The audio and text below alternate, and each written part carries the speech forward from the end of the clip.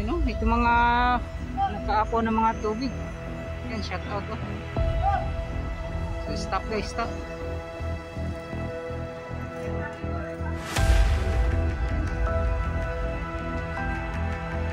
So gumagawa na po sila ng forma para po sa paggawa po ng coating mga cottage.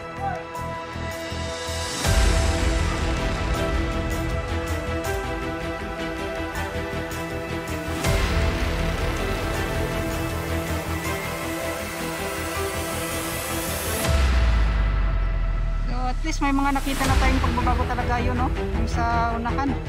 You know, yan. So marami na po nga nagawang coping doon mga cottage. At formang-forma na talaga. So kunti na lang, kung yung gagawin nila ay paglagay na, pagkabit na po. Or paglatag ng mga girder.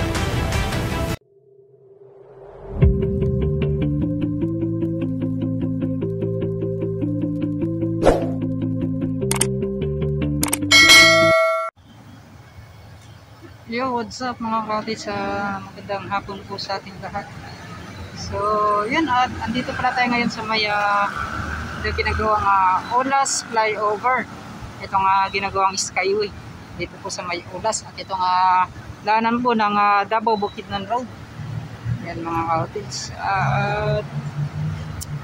Titingnan naman natin sa bago ang lahat. Magandang hapon po at magandang shoutout po sa ating lahat. So, ito ay makikita po ninyo. So doon po yung extension na hanggang Davao Coastal Road.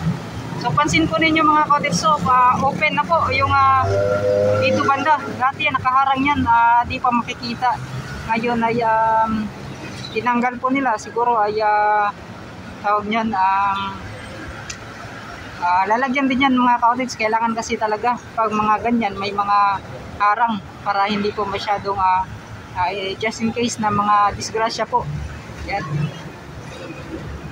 So dito naman ito yung ating titingnan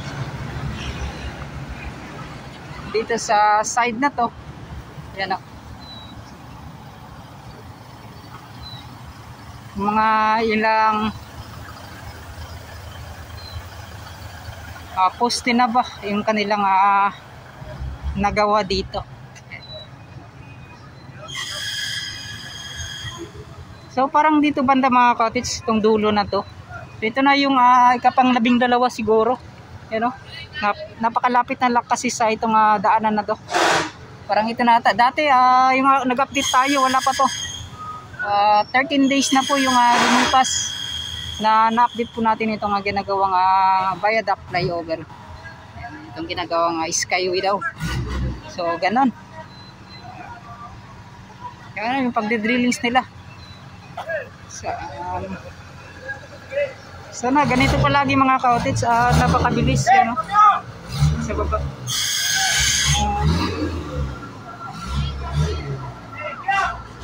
Saan, ayan, tinutulak pa nila yung kayan mga cottage na may may kargang mga tires o mga likid. So ito yung ikapang 12 poste na makikita natin dito mga cottage.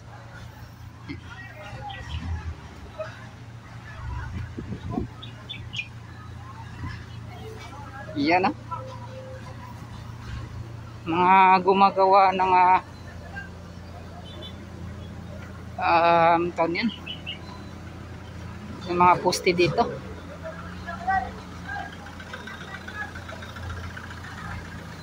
Boss, shout out.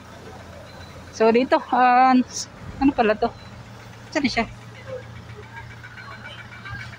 Ang butas.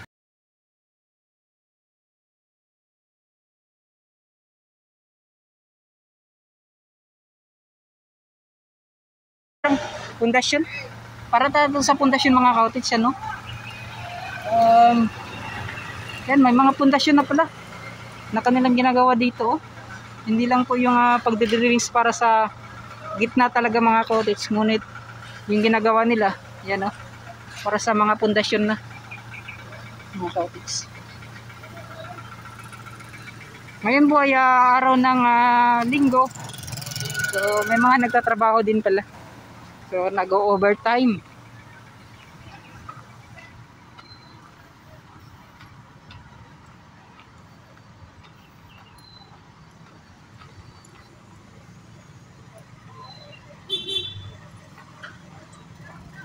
At ito yung ginagawa nila doon banda mga cottage.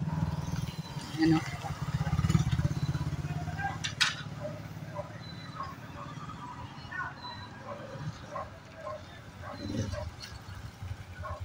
So ano na to dito mga cottage? Isa, dalawa, so tatlo. Pangatlo na po dito. Gawing pagposte po. So 4, 5, 6. So tama.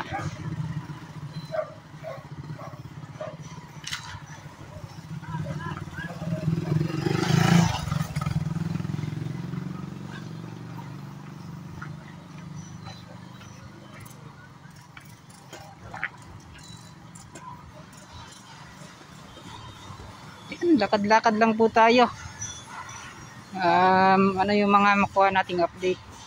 Yung mga cottage. So napakakuan dito. Napakaputik. So ikot tayo mga cottage. Doon tayo sa kabila dalaan. Ito nga sidewalk.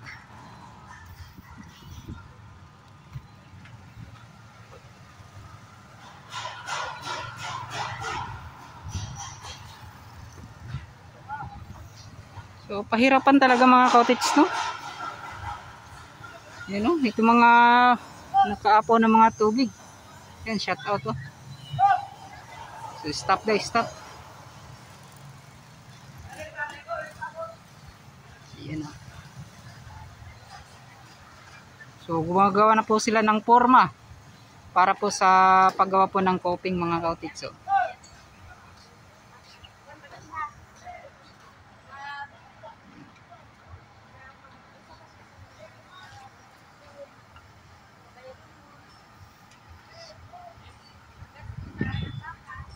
So at least may mga nakita na tayong pagbabago talaga yun, no? Yung sa unahan. You know, yan. So marami na pong nagawang coping doon mga cottage. So, at formang-forma na talaga. So konti na lang yung gagawin nila ay paglagay na, pagkabit na po or paglatag ng mga girder. So pupuntahan din natin yan maya-maya mga cottage pagkatapos dito.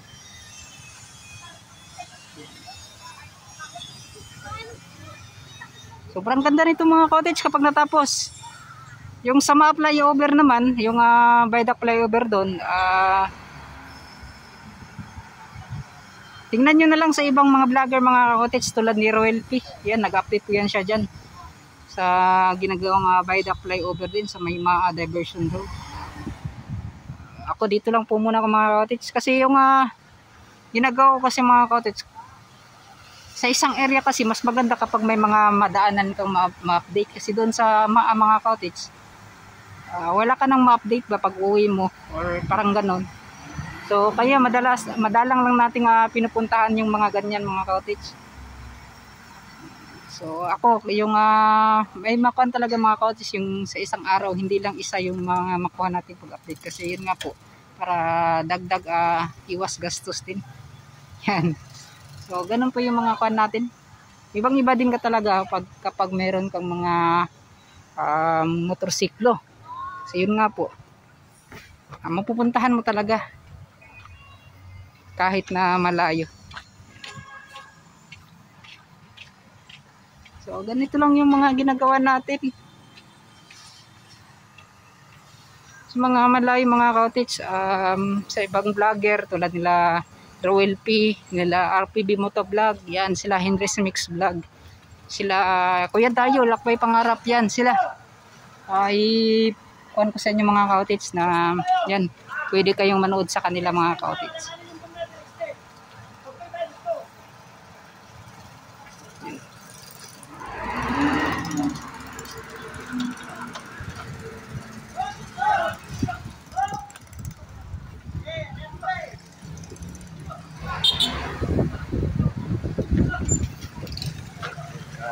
Simple lang. So ito.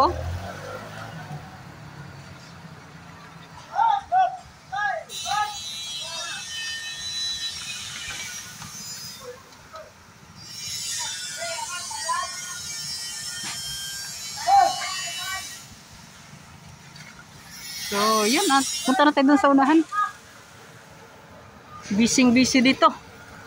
Kahit araw po ng linggo mga ka-otits ha, magtrabaho pa rin sila.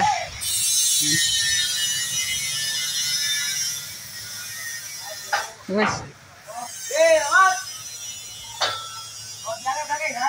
Hey, shout out kay sir. Yan, so dito mga ka-otits at dito. Oy. Oy, shout out diri. Nagun sa man mo karon sir? Shout out. Ayan, shout out. So nagalalay sa ilang pag-align sa coping no? Coping. So align daw para sa coping mga ka-otits. So di pala basta-basta yung mga ganitong gawain mga ka-otits. Yan oh. Akala mo yung mga scaffolding nakapantay o naka-ayos na pero kailangan pa talagang i-align daw yan oh. Kanilang ginagawa. Yan.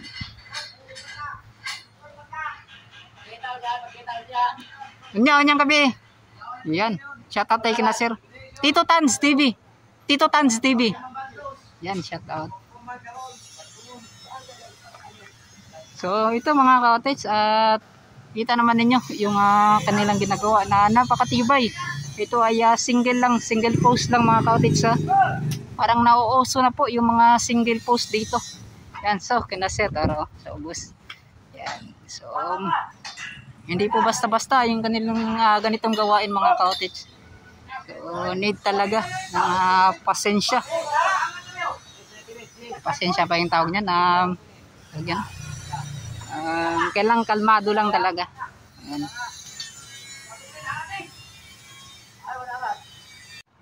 So, yung mga ka-otits itong inulit ko itong ginagawa nila ay pag-align po ng itong coping. Yan. Dito sa ginagawang single post na to.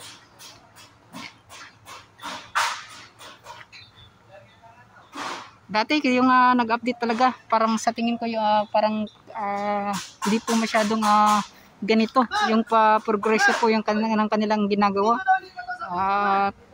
Napakakan pa lang yung baga hindi masyadong mabilis pa mga ka-otits pa. So ngayon napaka okay na po kasi masyado nung marami na po yung mga nagbago sa ginagawang viaduct flyover or itong skyway.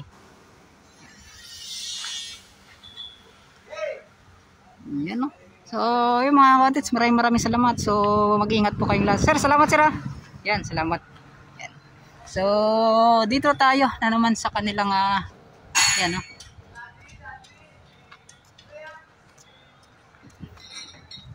Pagkatapos ng mga ka-otits, sigurado dito naman yan oh, yung mga nakaayos na mga scaffolding.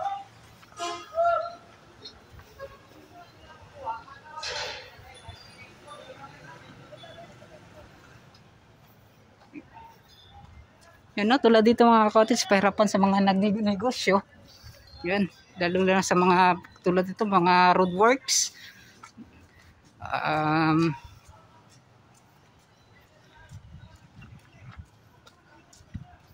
Yung iba sigurado ay mawalan ng benta siguro yung mga ka-otits. Pero yan, itong ginagawang roadworks mga ka-otits, itong pagpaganda naman sa daanan ay malaking tulong naman pag lipas ng mga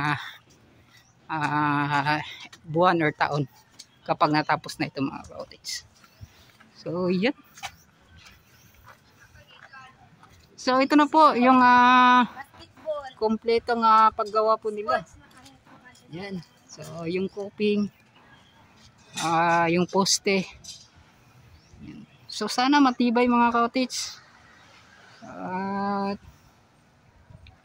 Para po wala talagang mga aberya. Yan. So ganun. Antayin na lang natin kapag natapos na ito.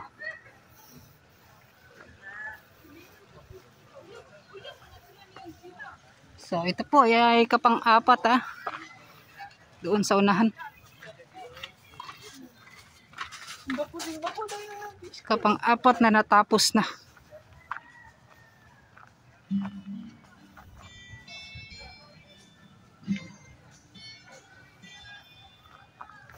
So ito na.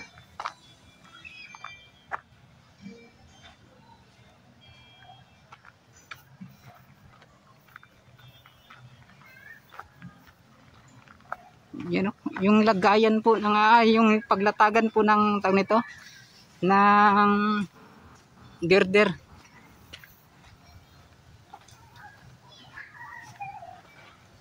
So ito pala yung talagang kompleto. Yan o.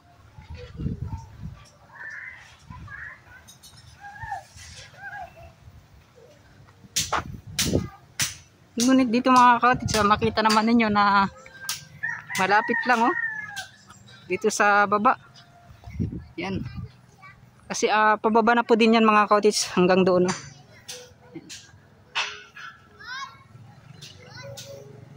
So napakaganda.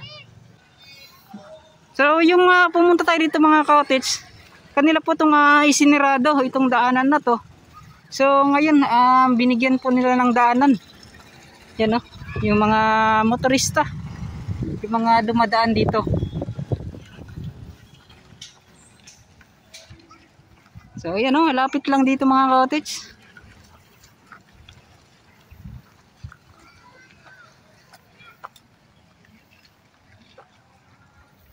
So sa tingin ko dito banda ay yan, tatanggalin or makukuha to.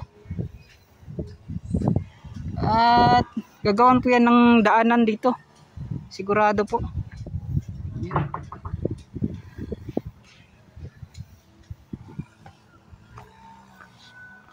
Yan, pahirapan.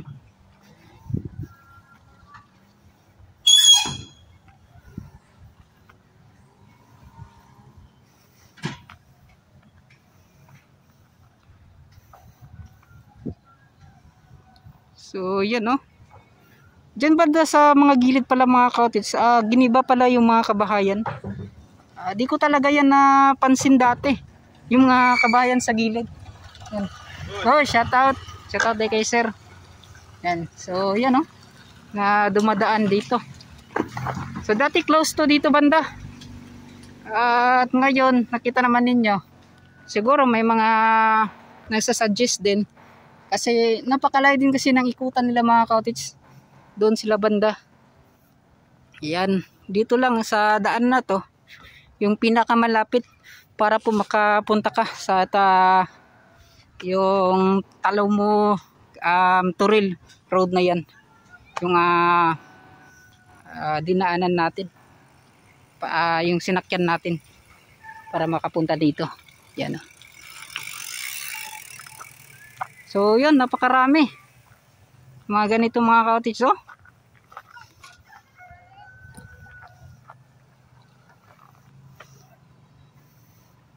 dito naman. Ano to? Yan pahirapan mga ka-cottage na curve. Sir, yung hapon. Yan, shout out. Yan. So, kita nyo mga ka-cottage naging mga 13 days na ngayon mga ka-cottage, wala pa to. Pumunta po ako dito, nag-update, mga 13 days na ngayon. Ay yan, nakasara yan dito. At ngayon, grabe sa araw-araw na dumadaan po yung mga motorista. Yung lane na nito, na bakal na ay naging ganito. Nagka wave, nagka-curve po mga ka-cottage Yan. So sa bigat. Yan. So may ginawa din sila dito mga ka-cottage Hindi ko alam para saan to. Yan. Yan. So dito pala banda mga ka-cottage. Dati kasi dati sa tingin ko tatlo yung mga may poste na dito na ginawa nila. Yan, may poste na dito. Kaso sa tingin ko parang tinanggal ata. Pinagigiban nila. Yan Yan. Dati. Or pinababaan lang nila mga ka-cottage kasi nga yung paggawa nila ng so direct coping Kita po ninyo. Sa tingin ko parang tatlo pala talaga. Tinibag lang siguro nila yung kalahati nito. Yan. Tapos ginawa na nila ng forma itong mga bakal na ito mga cottage para sa paggawa ng coping. So yan, ito yung mga nakita kong mga cottage forma. Yan. Yan. So dito naman malapit na. May mga 3 metro or 4 na metro mga cottage sa paggawa ng drainage na yan. Yung box culvert patungo po yan dito sa taas. May pipes po sa gilid na to. Yan. So yung mga cottage. So naipasilip na ipakita na rin natin dati. So itong daluyan ito mga cottage. So hanggang doon pa yan sa unahan mga cottage. Akala ko dito lang po yan. So hindi pala. Hanggang doon po yan sa may unahan. Sa anong tawag doon? Sa may Holy Cross ba yun? Na eskwelahan. Tapos sa may traffic light. So doon po yung daluyan niya hanggang dito. Yan mga cottage. So yun. Ito po yung update natin. So at last nakabalik po tayo sa itong ginagawang skyway, viaduct flyover. Yan.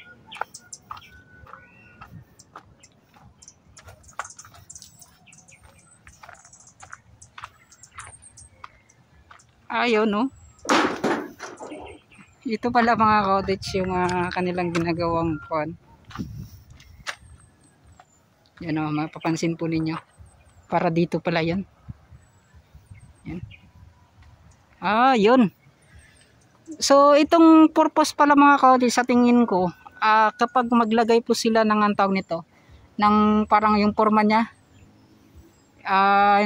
katulad niyan, yung katulad noon mga cottage, yung flat. So hindi po sasagad o didikit. So parang may allowance po siya mga cottage. So dito lang po didikit. Yan mga cottage. So didikit lang po siya sa semento na kanilang ginawa. So yan po yung nakita ko. Kaya nila ginawa ng ganito. Yan. So maganda. Maganda rin yung plano po nila.